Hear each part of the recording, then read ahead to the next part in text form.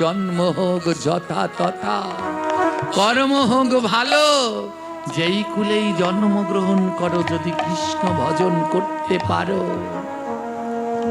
তাহলে তোমার জীবন খানা ধন্য। কপিকুলে জন্মগ্রহণ করে হনুমান উদ্ধার হলেন, আর অসুর কুলে জন্মগ্রহণ করেছিলেন প্রহ্লাদ। অসুর কুলে জন্মেছিল না। ভগবান আশীর্বাদ করলেন, কেউ যদি দিনে একবার বলে ভক্ত প্রহ্লাদের জয়, মৃত্যুর পরে আমি তাকে বুকে জড়িয়ে ধরে আমার ধামে গমন নিয়ে যাই। অসুর কুলে জন্মগ্রহণ করে প্রহ্লাদ ভজন করে দেখালেন কেমন করে ভগবানকে ডাকতে হয়। এই মধুসূদন মাসেরই কথা আমরা শ্রবণ করব। চলে গেল একটা পবিত্র তিথি। এই মধুসূদন মাসের সব থেকে পবিত্র দিন হলো অক্ষয় তৃতীয়া। সেই অক্ষয় তৃতীয়াতেও আপনারা এখানে হরিকথা শ্রবণ করেছিলেন, বড় ভাগ্যবান। পুরাকালে প্রহ্লাদ যেমন অসুরকুলে জন্মগ্রহণ করে তার জীবন ধন্য করেছে, আরো কয়েকজন আছে যারা অসুরকুলে জন্মগ্রহণ করে ভজন করে তাদের জীবন করেছে ধন্য। তার মধ্যে একজন হলেন প্রহ্লাদের নাতি, নাম হলো তার বলি মহারাজ।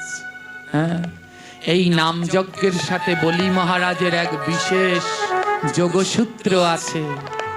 এই নাম যজ্ঞ শেষ হলে আসরের মধ্যখানে একটা হাড়ি ভাঙতে হয়, জানেন তো? হ্যাঁ, দই দুধের ভিতরে হলুদ মিশিয়ে সেই হরিদ্রার হাড়ি এসে আসরে ভাঙতে হয়। জানেন কেন এই হাড়িটা ভাঙে? কালে কানে অধিবাস হবে। এই অধিবাসের এই আসর থেকে ওই হাড়িটাকে জয় জোকারে ভগবানের কাছে নিয়ে যাবে। নিয়ে এই যে কদিন ওখানে পুজো হবে যত্নের সাথে ওই হাড়িতে ফুল তুলসী চন্দন দিয়ে পুজো করবে। যখন নামযজ্ঞ হবে কুঞ্জ ভঙ্গের সময় ওই হাড়িটা ঘুরে এসে আসরের মধ্যখানে ভাঙবে। বলতে পারেন কেন ভাঙবে? কেন ভাঙা হয়? এর সাথে যোগসূত্র রয়েছে প্রহ্লাদের নাতি বলি মহারাজের। কিন্তু এখন আর সেদিকে যাচ্ছি না। অসুরকুলে জন্মেও বলি অমর, বলি ওর মরেনি, তিনি এখনো ধরাধামে, তিনি এখনো সুতল লোকে আছেন। আর এই গৌরাদি পার্শ্বদগণ সব বলির কাছে বাধা, শীতল লোকে বসে তারা নাম করছেন। দীনবন্ধুরা এই অসুরকুলে জন্মে যেমন ধন্য হয়েছে প্রহ্লাদ, তেমন ধন্য হয়েছে বলি। আরো একজন সত্যযুগে অসুরকুলে জন্মগ্রহণ করেছিল, সেই অসুরটার নাম হলো দুর্বাসুর। সত্যযুগে আরেকটা অসুর জন্মগ্রহণ করেছিল অসুরকুলে, নাম তার দুর্বাসুর। দুর্বাসুরের পিতার নাম অরুণাসুর। দুর্বাসুরের বড় ভাই অনলাসুর। দুর্বাসুরের মাতা ঐরাবতী। বাবা মা বড় ভাই সবাই অসুর। কিন্তু ভাগ্যক্রমে দুর্বাসুর হলেন পরম কৃষ্ণ ভক্ত। আমায় একটু ধ্যান দিয়ে দেখবেন, এ জগতে যারা একটু ভগবানকে ভালোবাসে তারা কিন্তু সবাই কৃষ্ণ ভক্ত পরিবারে জন্মায় না। 120 জন জন্মায় ভক্ত পরিবারে, আর 80 জনই জন্মায় অভক্ত পরিবারে। সেইখান থেকে তারা ভক্ত পথে আসেন। কেন জানেন? কারণ কষ্ট না করলে কোনোদিন গোবিন্দকে পাওয়া যায় না। প্রহ্লাদকে পারতেন না ভগবান একটা ভক্ত পিতা দিতে, কিন্তু দেয়নি। কেন? প্রহ্লাদ কষ্ট না পেলে তো তুমি কাঁদবে না।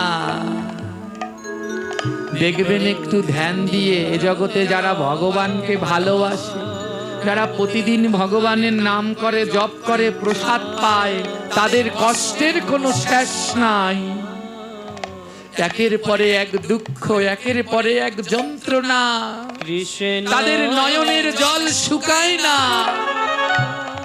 আর যারা আমার গোবিন্দকে ভালোবাসে না, ভগবানকে ডাকে না, তাদের একতলা বিল্ডিং দেখুন 2 তলা হচ্ছে। আর যারা আমার গোবিন্দকে ডাকে, তাদের নয়নে অনাবরত জল ঝরে। অনেকে বলে, প্রভু এ তোমার কেমন লীলা, যারা তোমায় ডাকে তাদের তুমি এমন করে কাঁদাও প্রাণনা। ভগবান বললেন, শোনো ভক্ত, এ জগতে তোমরা যদি আমায় পেতে চাও, আমাকে পাওয়ার জন্য একটাই উপায় আছে, সে হলো নয়নের জল। নয়নের জল ছাড়া আমায় কোনোদিন পাওয়া যায় না।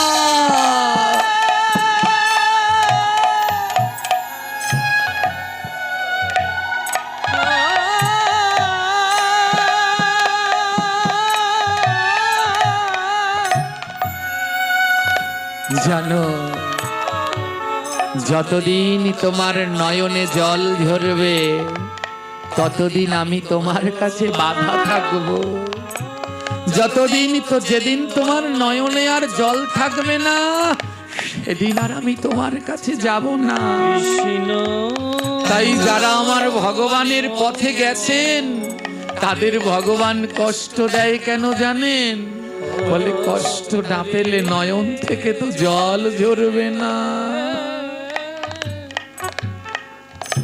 ভগবান বললেন, আমি ভক্তের নয়নের জল মোছাই, কিন্তু ঘোচাই না। বলে, যখন আমার ভক্তের অনেক কষ্ট হয়, আমি নিজে এসে ভক্তের নয়নের জল মুছিয়ে দেই, কিন্তু কোনোদিন ঘুচিয়ে দেই না। বলে, ঘুচে গেলে তো আর আমায় পাবে না ভক্ত। ও ভক্ত, জানো এ জগতে আমি সব থেকে কি ভালোবাসি? শোনো ভক্ত, আমি ভক্তের কাদা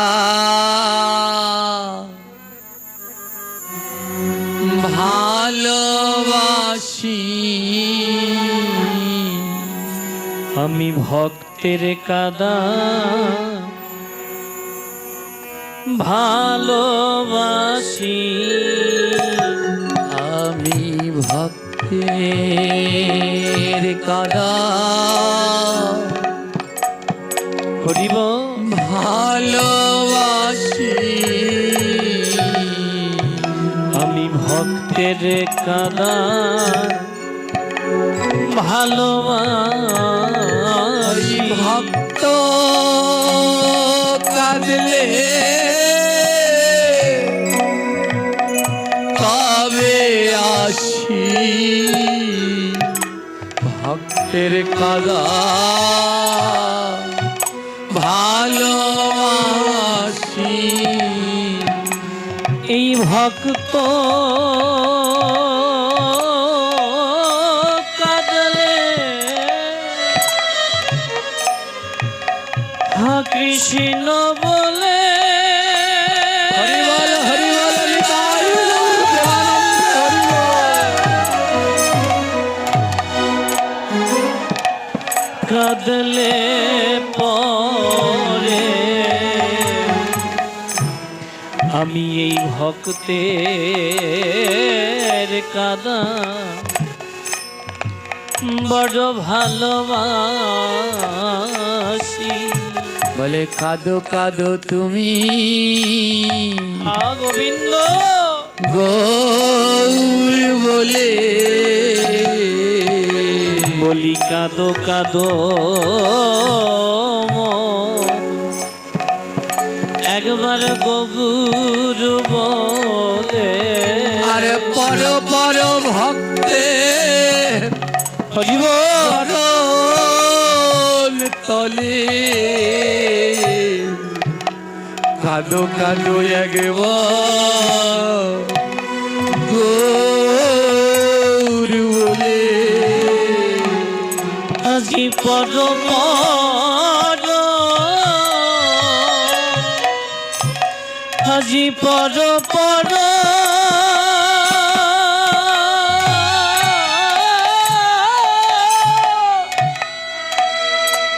পর পর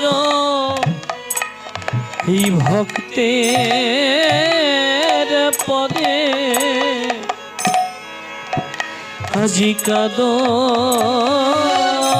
কাদো রাধে রাধে গৌর বলে। বলে কেমন করে কাঁদবে জানো ওই ভক্তের চরণ তলে পড়ে হাগৌর হানি তাই বলে কাঁদো কেন জানো আমার ভক্তের মতো আর দয়াল নাই রে আমার ভক্তের মতো আর দয়াল নাই রে। তাই পর পর ভক্তের চরণ তলে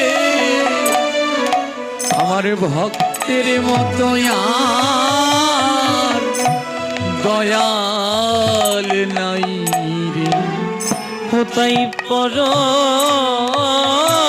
পর এমন ভক্তের চরণ তলে বলি কাদো কাদো হা গৌর বলে। বলে আমি স্পর্শ করি না। ভক্তের কাঁদা ভালো আমি এই ভক্তের কাদা ভালোবাসি। ওই ভক্ত কাঁদলে তবে আসি ভক্তের কাদা বড় ভালো এই ভক্ত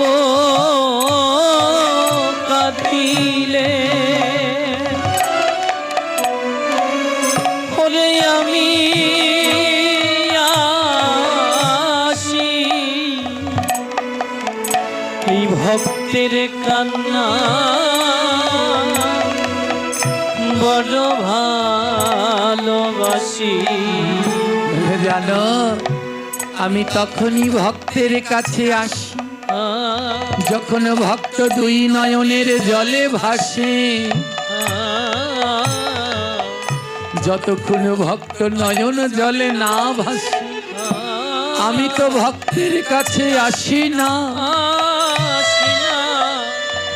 এক পাশে দাঁড়িয়ে আমার মতো পাপী বলছে তবে আমার গতি কিবা হবে ভবে আমার গতি কিবা হবে। আমার নয়ন আছে জল নাই রে বলো আমার গতি কিবা হবে ওরে আমার নয়ন হরি বল হরি বল ওই কৃষ্ণ নামে জল নাই রে বলো বলো আমার গতি কিবা হবে। আমার ভগবান বলছে যতক্ষণ ভক্ত না কাঁদে আমি আসি না। তাহলে আমার তো নয়ন আছে কিন্তু জল নাই তাহলে ও প্রভু আমার কি আর তোমায় পাওয়া হবে না?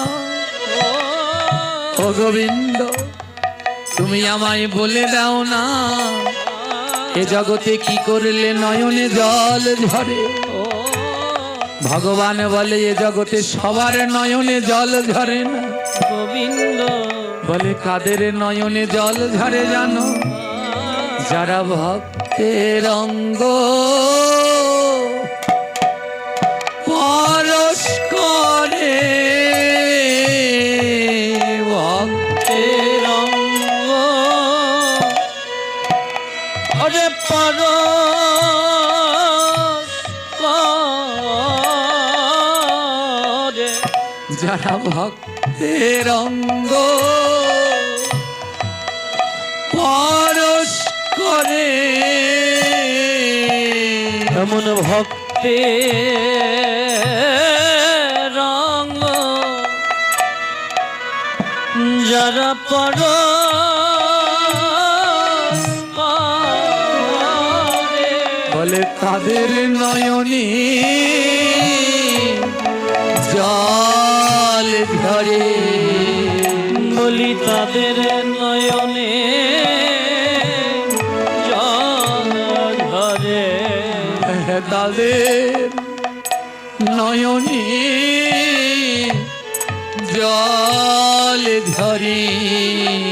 বলি তাদের নয়নে জল ঝরে, যারা আমার ভক্তের অঙ্গ পরশ করে,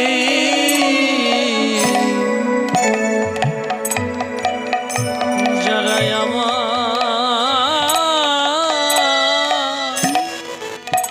এই ভক্ত অঙ্গ পর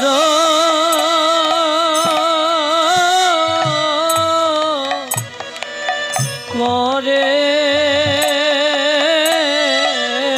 জানো জানো এ জগতে সবার নয়নে তো জল ঝরে না। যদি একদিন প্রকৃত কৃষ্ণ ভক্তের অঙ্গ পরশ করতে পারো, সেই দিনই তোমার নয়নে জল ঝরবে। গোবিন্দ তাই বলে আয়াই ভক্ত পরশ করি, বলিয়ায় বলিয়ায় ভক্ত আমি পরশ করি, আমার তাপিতঙ্গ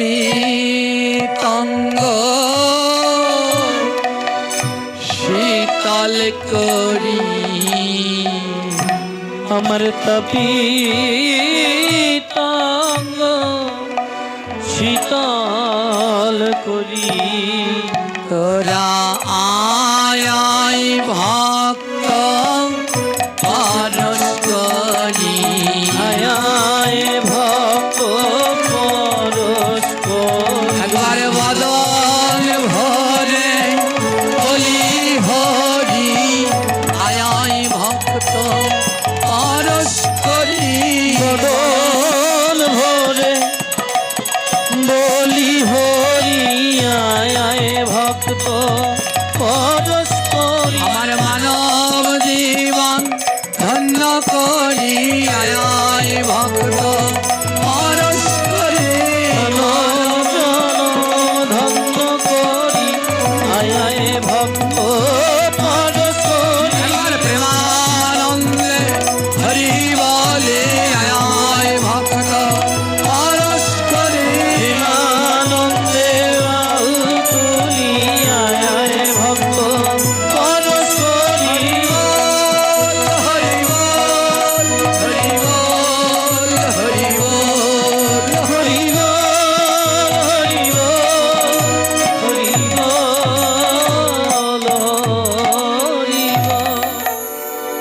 অসুর কুলে জন্মিল দুর্বাসুর নাম, অসুর কুলে জন্ম নিল দুর্বাসের নাম, কৃষ্ণ ভক্তি মতি মানতি ওই রূপবান, কৃষ্ণ ভক্তি মাতার মদবান সদাই মুখেতে তার প্রাণ গোবিন্দের নাম।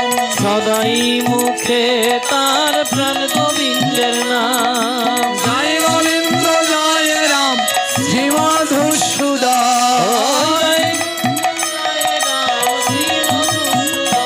ও সে গোবিন্দ গুণ গায় রে, গোবিন্দ গুণ গায় রে, ও সে গোবিন্দ গুণ গায় রে।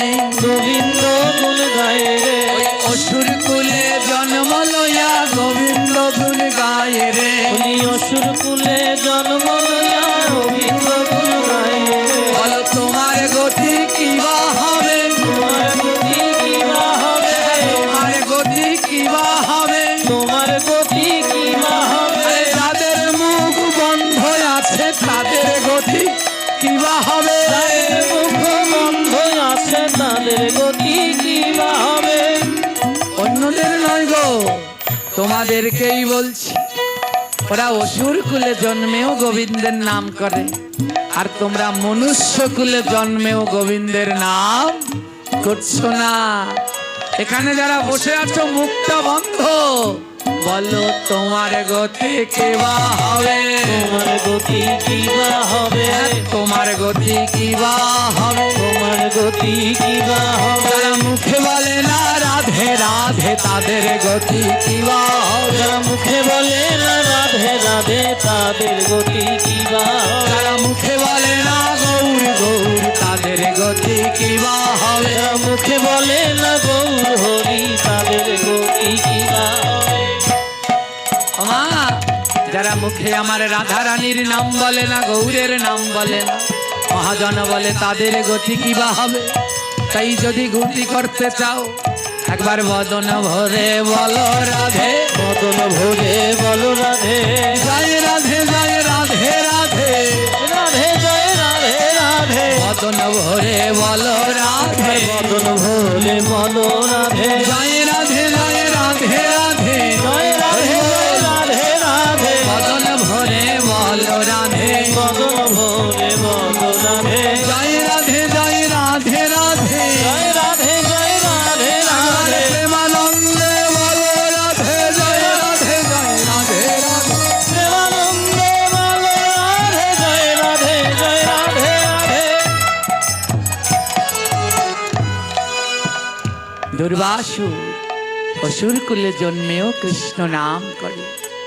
দুর্বাসুরের মা বাবা বারবার সে নিষেধ করে, একই দুর্বাসুর তুমি অসুর কুলে জন্মেছ, তোমার তো কৃষ্ণ নাম শোভা পায় না।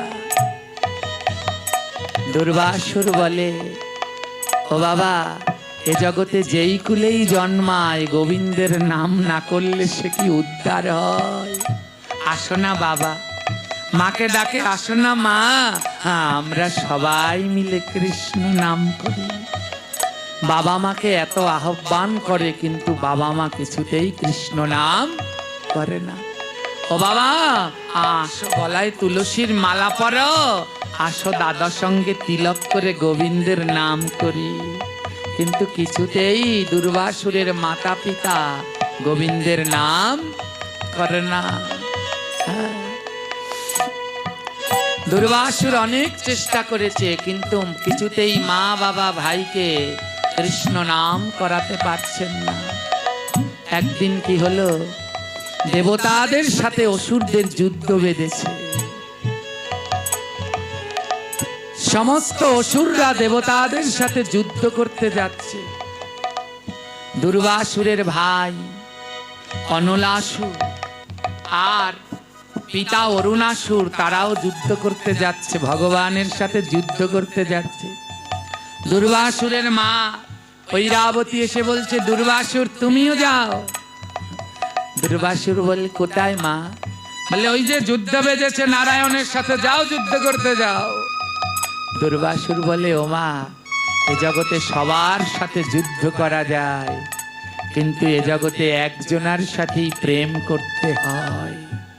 ও মা, এ জগতে সবার সাথে যুদ্ধ করছেন, সবাই প্রতিনিয়ত শুধু যুদ্ধ করছেন, আর প্রেম করা যায় একজনের সাথে, বলতে পারেন সে কে? পরমেশ্বর ভগবান শ্রীকৃষ্ণ বলে ওই রকম আর প্রেমিক মানুষ, ওই রকম আর প্রেমিক জন পাবে না। বলে এ জগতে যদি প্রেম করতে চাও তাহলে ওই একবার সাথেই করো। দুর্বাসুর বললেন, মা, গোবিন্দের সাথে যুদ্ধ হয় না, প্রেম করতে হয়। কিন্তু শুনলেন না। দুর্বাসুরের বড় ভাই অনলাসুর দেবতাদের সাথে যুদ্ধ করতে গেলেন। যুদ্ধ করতে আসলেন শিবপুত্র গণেশ। অনলাসুরের একটা বর ছিল, অনল মানে আগুন। সে আগুনে স্পর্শ করবে কিন্তু আগুনে পুড়বে না। অনলাসুর গণেশের গায়ে আগুনের গোল্লা ছুঁড়ে মারলেন, আর সেই আগুনের গোল্লা গিয়ে পড়লেন গণেশের উদারে, পেটের মধ্যে চলে গেল। আর গণেশ যন্ত্রণায় কাতর হয়ে গেলেন। গণেশের সেই উদার পেটে ব্যথা আর কিছুতেই কমছে না। তার পেটের মধ্যে অনলাসুরের অনল আগুন ঢুকে যায়। কিছুতেই দুর্বাসুরের সেই পিতা অরুণাসুর আর অনলাসুরকে কেউ বধ করতে পারছে না। তখন সাক্ষাৎ ভগবান এসে এই অরুণাসুর আর অনলাসুরকে বধ করেন। ভগবানের হাতে দুই অসুর বধ হয়। এই খবর অসুর লোকে যায়, আর এ কথা শুনে দুর্বাসুর আনন্দে নৃত্য করছে। দুর্বাসুরের মা বলছে, এ কেমন আচরণ পুত্র? তোমার বড় ভাই আর তোমার পিতাকে মেরেছে ওই কৃষ্ণ, আর তুমি তার নামে নৃত্য করছো যে তোমার ভাই আর বাবাকে হত্যা করেছে। দুর্বাসুর বলে, জানো মা, আমার ভাই আর বাবার বড় ভাগ্য ভালো, কারণ তাদেরকে যে মেরেছে সে অন্য কেউ নয়, সাক্ষাৎ অনাদিরাদি পরমেশ্বর ভগবান শ্রীকৃষ্ণ। আমার বাবার ভাইয়ের সদ্গতি হয়েছে। তারা অসুর হলে কি হবে জানো মা? আমার মন বলছে তারা আমার গোবিন্দের গোলক বৃন্দাবনে গমন করেছে। রাম আর রাবণের যুদ্ধ হচ্ছে, ধ্যান দিয়ে শুনবে। রাম আর রাবণের যুদ্ধ হচ্ছে। দুই পক্ষ তো, এই পাশে দাঁড়িয়ে আছে রাম, এই পাশে দাঁড়িয়ে আছে রাবণ, আর ওই পাশে দাঁড়িয়ে আছে রাম। এই পাশ থেকে রাবণের সেনারা যুদ্ধ করতে ওদিকে যাচ্ছে, আর ওদিক থেকে রামের সেনারা যুদ্ধ করতে এদিকে আসছে। ওমা, রামের সেনারা যখন এদিকে আসছে, এদিকে কাকে দেখতে পাচ্ছে? জোরে বলবেন, এদিকে দাঁড়িয়ে আছে কে? রাবণ। রামের সেনারা যখন ওদিক থেকে এদিকে আসছে, তারা কাকে দেখছে? রাবণকে। আর রাবণের সেনারা এই দিক থেকে ওই দিকে যাচ্ছে, তারা কাকে দেখছে? রামকে দেখছে। রাম রাবণের যুদ্ধ চলছে। রাবণের পক্ষে যেই না একজন মারা যায়, সঙ্গে সঙ্গে তাকে নিতে গোলক থেকে রথ আসে। রাবণের পক্ষে যে মরে তার জন্য গোলকের রথ আসে, আর রামের পক্ষে যে মরে সে ওখানে পড়ে থাকে, তাকে কি নিতে কেউ আসে না। বুঝতে পারলেন ব্যাপারটা?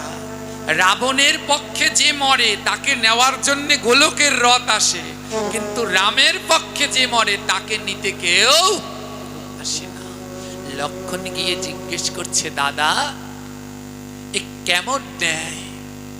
রাবণ অধার্মিক, তার পক্ষে যে মরে সে যায় গোলকে, আর তুমি ধর্মের যুদ্ধ করছো, তোমার পক্ষে যে মরে সে ওখানেই পড়ে আছে। এ তোমার কেমন ন্যায় বিচার দাদা? রাবণ বলে, আমিও বুঝতে পারছি না। হনুমান এসে রামচরণে দুটি নয়নের জল ছেড়ে দিয়ে বলছে, আমি বলবো। রাম বলে, বলো তো হনুমান। রাবণের অসুর পক্ষ, ওখানে যারা মারা যায় ওরা সব গোলকে যায়, আর আমার ধর্মের পক্ষ, আমার পক্ষে যারা মারা যায় তারা এখানেই পড়ে থাকে।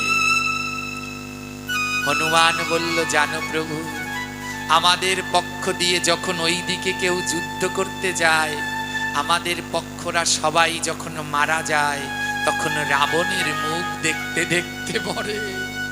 আর রাবণের পক্ষ থেকে এই দিকে যখন যারা আসে, ওরা যখন মারা যায়, তখন প্রভু শ্রীরামের বদন দর্শন করতে করতে দেহ ত্যাগ করে।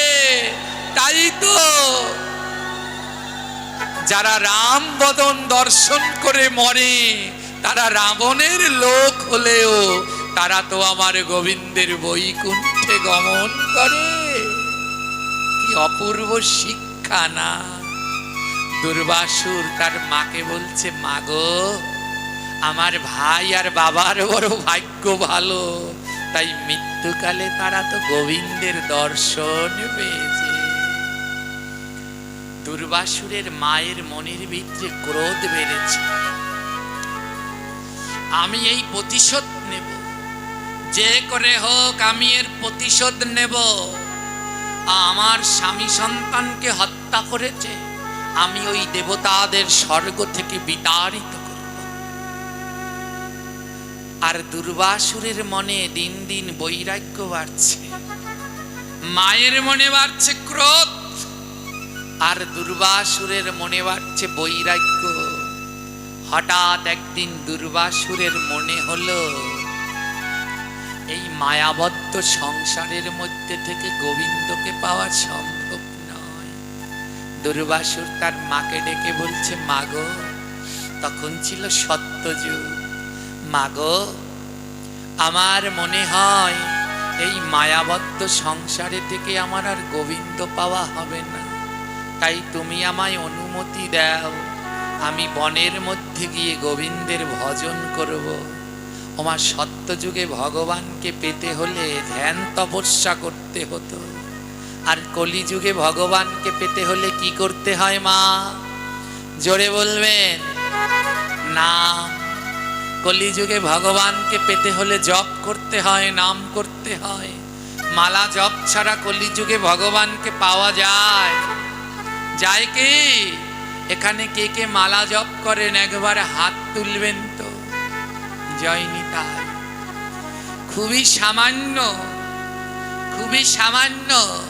হ্যাঁ, এত ভক্ত, তার 3 ভাগেরও 1 ভাগের হাত ওঠেনি মালা জপের সময়।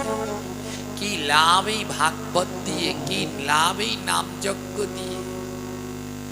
2 দিন 4 দিন নাম কীর্তন হয়, আমাদের ভক্তির ঢলাঢলি, আর বাকি দিনগুলো কোথায় যাবে? তাই এখনো যারা জপ করেন না, সকলের চরণ ধরে অনুরোধ করছি, আর সময় নষ্ট করবেন না। এই মধুসূদন মাসেই আপনারা সবাই জপের মালা গ্রহণ করুন, সবাই জপ করুন। দীক্ষা শিক্ষা পরের ব্যাপার, আগে শুধু নাম করতে থাকুন। নামে নামি, নামে নামে নামি, নামে। ওই নামি মানে কৃষ্ণ বলে কেউ যদি তাকে নামাতে চাও, তাহলে সেটা হলো নাম। দুর্বাসুর মাকে ডেকে বলছে, মা, আমার আর এই সংসার ভাল লাগছে না, তুমি আমায় অনুমতি দাও মা, আমি বনে গিয়ে ভজন করব। দুর্বাসুরের মা বলছে, ও যদি একবার বনে চলে যায় আর আসবে না, এই সুযোগ আমার কাজে লাগাতে হবে। দুর্বাসুরের মা বলছে, বেশ, তুমি বনে যাবে তো, তা যাও, তবে আমার একটা ইচ্ছা পূর্ণ করতে হবে। বলে, কি ইচ্ছা? বলে, বনে গিয়ে তুমি ওই গোবিন্দের আরাধনা করবে তো? আমার মনের ইচ্ছা যা, তুমি সেই বর কিন্তু গোবিন্দের কাছে চাইবে। বলে, কি বর? বলে, বর হলো, বলো আমায় আগে কথা দাও। দুর্বাসুর বলল, বেশ মা, এ জগতে মায়ের কথা যদি সন্তান না শোনে তাকে বলে কুলাঙ্গার। ভক্ত হলেও মায়ের কথা শুনতে হবে। কোনোদিন মা বাবাকে ত্যাগ করে গেলে ভজন হয় না। আমাদের সমাজে অনেকেই মা বাবাকে ত্যাগ করে যায়। হ্যাঁ, যদি মা বাবাকে ত্যাগ করে গেলে ভজন হতো তাহলে সবার আগে করতো প্রহ্লাদ। এত কষ্ট দিয়েছে তার পিতা, তাও তাকে ত্যাগ করে যায়নি। মা বলছে আমায় কথা দাও, তুমি ভগবানের দর্শন পেলে আমি যা বলবো তুমি তাই চাইবে। দুর্বাসুর বলে বেশ, আমি কথা দিলাম, যা চাই যা বলবে তাই চাইব। মায়ের কাছে প্রতিজ্ঞা করলেন, বলল বেশ, তুমি যদি ওই গোবিন্দকে দর্শন পাও তপস্যা করে, তাহলে গোবিন্দের কাছে বর চাইবে তুমি যেন অমর হও, কেউ যেন তোমাকে মারতে না পারে, তুমি অমরত্বের বর চাইবে, এটা তোমার মায়ের আদেশ। দুর্বাসুর বললে বেশ, মাতৃ আজ্ঞা আমি যথাযথভাবে পালন করব। দুর্বাসুরের মায়ের মনে কুবুদ্ধি, বলে আমার ছেলে যদি অমর হতে পারে তাহলে দেবতাদের সাথে যুদ্ধ করে স্বর্গরাজ্য আমি দখল করব, আমি হব 3 লোকের রানী। দুর্বাসুর মনে মনে বলে আমি জানি আমার মায়ের মনের ভিতরে কি কুবুদ্ধি আছে, কিন্তু মায়ের আজ্ঞা তো অমান্য করা যাবে না, আমি গিয়ে তপস্যা করি, আগে তো গোবিন্দের দর্শন পাই। সেইখানে দুর্বাসু বনে চলে গেল, এক সঙ্গে ত্রিদেবকে ডাকিতে লাগিল। দিন যায়, মাস যায়, বছর কেটে যায়, নারদের ঋষি গিয়ে ইন্দ্ররে খবর দেয়, ও ইন্দ্র তোমার স্বর্গ বুঝি গেল। দুর্বাসুর কি কঠিন তপস্যা করছে, একবার যদি তপস্যায় সিদ্ধি লাভ করতে পারে তোমার স্বর্গ শেষ। ইন্দ্র কত নর্তকী গন্ধর্ব পাঠালো, মেনকায়াদি কত তাহার সম্মুখে নিত্য যে করিল। দুর্বাসুরের তপস্যা ভাঙ্গানোর জন্য কত কত অপ্সরাগণ গিয়ে নৃত্য করলো, কিন্তু কিছুতেই দুর্বাসুরের তপস্যা ভাঙ্গে না। ইন্দ্রদেব বরুণ দেবকে ডাকলেন, বরুণ দেব প্রচুর বৃষ্টি দাও, বজ্র দাও। ইন্দ্র বজ্রপাত করছে, বরুণ দেব বৃষ্টি দিচ্ছে, কিন্তু তাও তপস্যা ভাঙছে না। দেখিতে দেখিতে কত বর্ষ কেটে গেল, দুর্বাসুরের দেহটা উই পোকাতে ধরিল। দেহটাকে উই পোকায় ধরেছে, উই পোকারা ডিবি বানিয়ে নিয়েছে, আর উই পোকারা মিলে দুর্বাসুরের দেহের মাংস, চামড়া, হাড় সব খেয়ে নিলেন।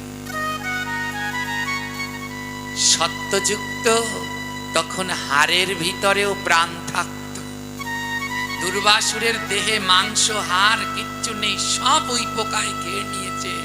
কয়েক টুকরো হাড় মাত্র ওই উই ঢিবির মধ্যে রয়েছে, আর সেই হাড়ের ভিতর থেকেও আমার প্রভুর নাম হচ্ছে। দেখিতে দেখিতে 60 বছর কেটে গেল, দুর্বাসুরের তপস্যা কেউ ভাঙতে না পারিল। ওমা কত বছর কেটে গেল? 60 বছর কেটে গেল, 60,000 বছর কেটে গেল। সত্যযুগে মানুষের আয়ু ছিল 1 লক্ষ বছর। দুর্বাসুর হাড়ের ভিতরে প্রাণ রেখে 60,000 বছর ধরে ভগবানের আরাধনা করলেন। ভগবান আর থাকতে পারলেন না। 60,000 বছর তপস্যা করবার পরে ব্রহ্মা, বিষ্ণু, শিব 3 একত্র হইয়া গেলেন দুর্বাসুরের সাধনা স্থলে ধাইয়া। ব্রহ্মা বিষ্ণু শিব তিন দেব দুর্বাসুরের তপস্যায় স্থানে গেলেন। ভগবান বললেন, বরুণ দেব, এই উই ঢিবিটা ধুয়ে দাও। ওই ঢুবিটা যখন ধুয়ে দিল, দেখলো তার ভিতরে কোনো দেহ মাংস কিচ্ছু নেই, মাত্র কয়েক টুকরো হাড়। সেই হাড়ের ভিতর থেকে আমার গোবিন্দের নাম ধ্বনিত হচ্ছে, কৃষ্ণ কৃষ্ণ কৃষ্ণ। ভগবানের নয়নে জল। ধন্য ধন্য তোমার ভক্তি দুর্বাসুর। ৬০,০০০ বছর তপস্যা করলে, তোমার দেহ মাংস উই পোকায় খেয়ে নিল, কিন্তু তাও তুমি ভজন ছাড়লে না। ভগবান ব্রহ্মাদেবকে বলল, পুনরায় ব্রহ্মা তুমি সৃজন কর, ভক্তের মনোবাঞ্ছা পূরণ কর। কমণ্ডলুর জল ব্রহ্মা ছিটাইয়া যেই দিল, পুনরায় দুর্বাসুর তার দেহ ফিরে পেল।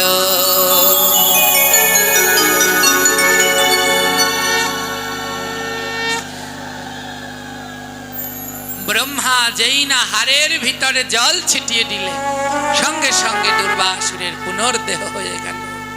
ভগবান বললে, দুর্বাসুর এবার চোখ খোলো, বলো বলো, চোখ খোলো দুর্বাসুর, দেখো তাকিয়ে, আমরা ব্রহ্মা বিষ্ণু শিব ত্রিদেব এসেছি। দুর্বাসুর চোখ খুলে দেখে, ব্রহ্মা বিষ্ণু শিব তিন দেব দাঁড়িয়ে আছে। দুর্বাসুর করো জোরে প্রণাম করল, নম নম গদাপনে, নম নারায়ণ, নম নাম শিলাধার, নম শিবায়, নম নাম পদ্মজনি সৃষ্টির কারণ, তব তিন চারণে লইলাম শরণ। বলো দুর্বাসুর, তুমি কি বর চাও? দুর্বাসুর বলে, ও গোবিন্দ, এই ত্রিদেবের চরণ দর্শন করছি, এর থেকে বড় বর আর আমার কিছু নাই। তোমার চরণ দর্শন করেছি, এ তো আমার জীবন ধন্য, আর চাই না। ভগবান বলে, তাও একটা চাও? দুর্বাসুর বলছে, মাধব, আমায় পরীক্ষা করছো, আমাকে বলছো বর চাইতে? ও প্রভু, তুমি কি জানো না আমার মনের ভিতরে কি হচ্ছে? ওমা, এ জগতে ভগবান কি জানে না এমন কিছু আছে? আপনার আমার মনের ভিতরে কি হচ্ছে গোবিন্দ জানে না? জানে না? ভগবান একটু পরীক্ষা করে দেখছেন। দুর্বাসুর বলে, তুমি আমায় বর চাইতে বলছো, তুমি কি জানো না আমার মনের ভিতরে কি চাওয়া? তুমি কি জানো না মাধব? ও মাধব, তুমি তো সবই জানো। আমার মা বলেছে, যখন তোমার দর্শন পাই তখন যেন তোমার কাছে অমরত্বের বর চাই।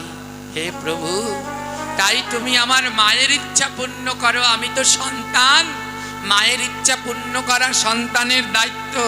তাই তুমি আমাকে অমর করে দাও, কিন্তু সাবধান, তুমি এমন ভাবে আমায় অমর করবে আমি যেন আমার মায়ের কুভাবনায় লাগি না। তুমি এমন ভাবে আমায় অমর করে দিও যেন জগতের যত জীব প্রাণী আছে আমি যেন সবার সেবায় লাগতে পারি। কি দেবতা, কি মানব, কি পশু, আমি যেন সবার সেবায় লাগতে পারি। প্রভু, তুমি তেমনি ভাবে এক জন্ম দিয়ে আমায় অমর করে দাও ভগবান। ভগবান শ্রীহরি বললেন, এতদিন শুনেছি যে জনা কৃষ্ণ ভজে সে বড় চতুর।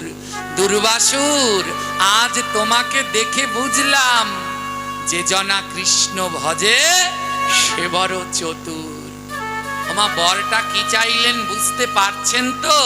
বলে, এমন বর দেবে যেন অমর হই, আবার জগতের সবার সেবায়ও যেন লাগতে পারি। সবার সেবায়ও যেন লাগতে পারি, বলে বেশ তাই হোক। সেই দিনই ছিল শুভ অক্ষয় তৃতীয়া, গোবিন্দ বর দুর্বাসুরকে দিলেন আসিয়া। হে দুর্বাসুর তুমি ঘাস হয়ে যাও, দুর্ভাগাস হয়ে জগতে অমর হয়ে রাও। বললেন যাও দুর্বাসুর, এই মুহূর্তে তুমি ঘাস হয়ে যাবে। আরে দেখিতে দেখিতে দুর্বাসুর ঘাস যে হইল, দুর্বা ঘাস দেখো তাহার নাম যে হইল। দুর্বাসুর সঙ্গে সঙ্গে ঘাস হয়ে গেলেন, আর সেই ঘাসটার নামই হলো দুর্বা ঘাস। ভগবান বললেন এ জগতে সব কিছু মরবে, কিন্তু দুর্বা ঘাস কোনোদিন মরবে না। ওমা দুর্বা ঘাস মরে? যারা গ্রামে আছেন তারা জানেন। হ্যাঁ, জল বর্ষাকালে জলে ভরে যায়, মাঠ ঘাট সব পচে যায়, আবার জল শুকিয়ে গেলে দুর্বা ঘাস গজিয়ে যায়।